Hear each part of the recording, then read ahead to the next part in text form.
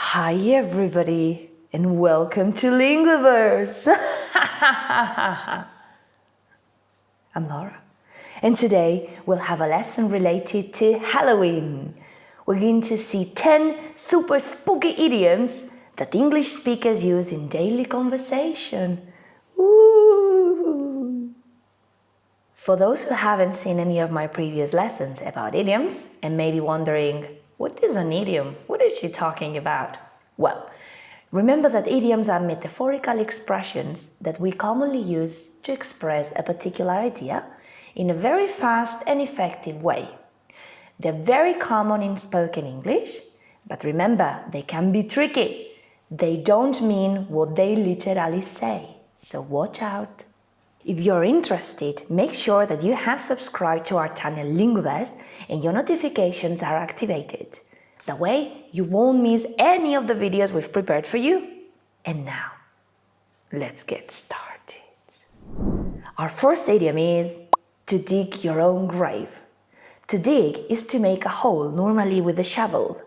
And a grave is a place where your body will be placed once you die.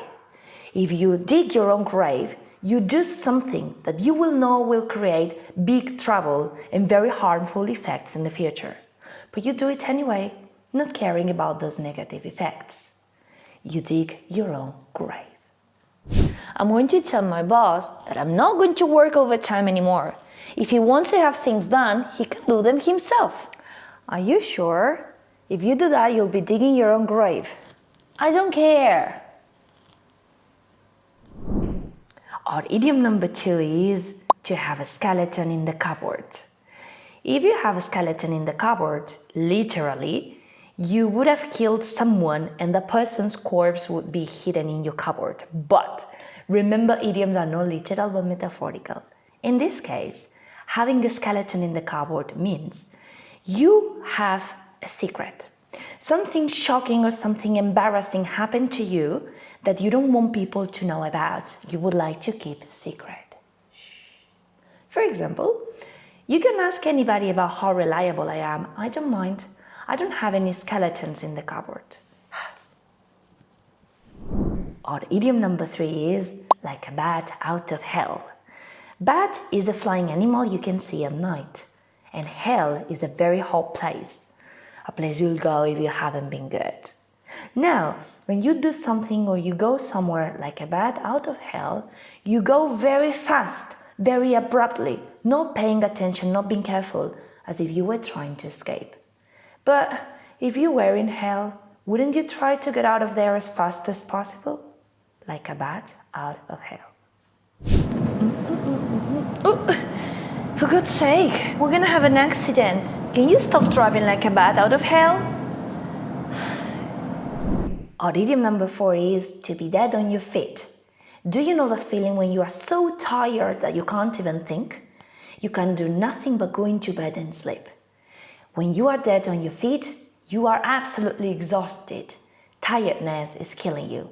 For example, after visiting so many cathedrals, so many museums and walking around the city for the whole day, I was dead on my feet. Have you ever experienced this feeling? Tell us in the comments below about once in your life you were dead on your feet. Our idiom number 5 is to stab someone in the back. A stab is definitely something painful, and to do it in the back means that you didn't expect it. So to stab someone in the back means to betray someone's confidence and trust. Someone you love, a partner, a friend, does something that harms you a lot. And they normally do it for their own personal gain and interest, to stab someone in the back. My friend Anna was busy yesterday. Let's see what she did. What? She had a date with David! But she said she was not interested in him.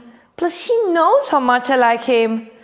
Oh! She stabbed me in the back.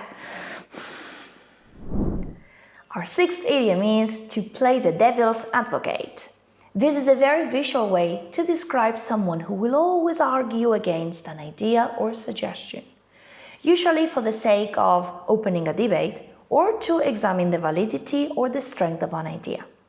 We can use it in a sentence, for example, saying, I'm all for your idea of having a party outdoors, but let me play the devil's advocate for a minute. What happens if it rains? Or if the neighbors complain about the loud music? Our idiom number 7 is over my dead body. This is quite an intense way to say no way, under no circumstances, and it's mainly used when you don't let someone do something. Meaning, only when I'm dead you'll be able to do that. In the meantime, I'll make sure you don't do it. Over my dead body. Hi Mom, listen, I have a little question. Can I have a tattoo done? Over my dead body. Why not? All my friends have tattoos. I don't care what your friends have. I said absolutely not. Oh well. Sorry, Mom. Our idiom number 8 is to be a night owl. An owl is this bird you can find in the middle of the night with very big eyes. Ooh, ooh, ooh, ooh. If you are a night owl, you're a person who tends to stay up late at night and feels more active and energetic in the evenings. For example, in my younger years, I used to be a night owl. I would often study at night, party till sunrise, whereas now I'm more of an early bird. Getting older. Our idiom number 9 is to make your blood run cold. When something makes your blood run cold, it frightens you or shocks you so much that it makes you shiver in horror.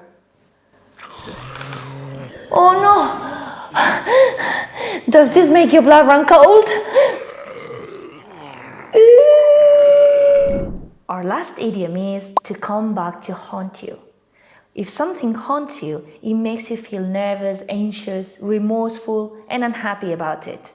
Something comes back to haunt you when you make a mistake or a very bad decision that will affect you very negatively later on, making you suffer the consequences. For example, your unfair treatment of your employees will come back to haunt you one day. And there you are, 10 spooky idioms to use in your everyday conversation. Remember that idioms are everywhere in English, and they are a very effective way of expressing a complex idea. Have a look at the links I left for you in the description box to continue with your learning, and follow us on social media for more lessons, resources, games, and much more. And if you enjoyed this lesson and would like to watch new ones, subscribe to our channel Lingoverse and check this lesson over here to learn 10 more idioms natives use all the time, or these ones to learn some very useful hacks to improve your English quickly with simple everyday things. Thanks for being with me today, and practice this, enjoy it, and share it!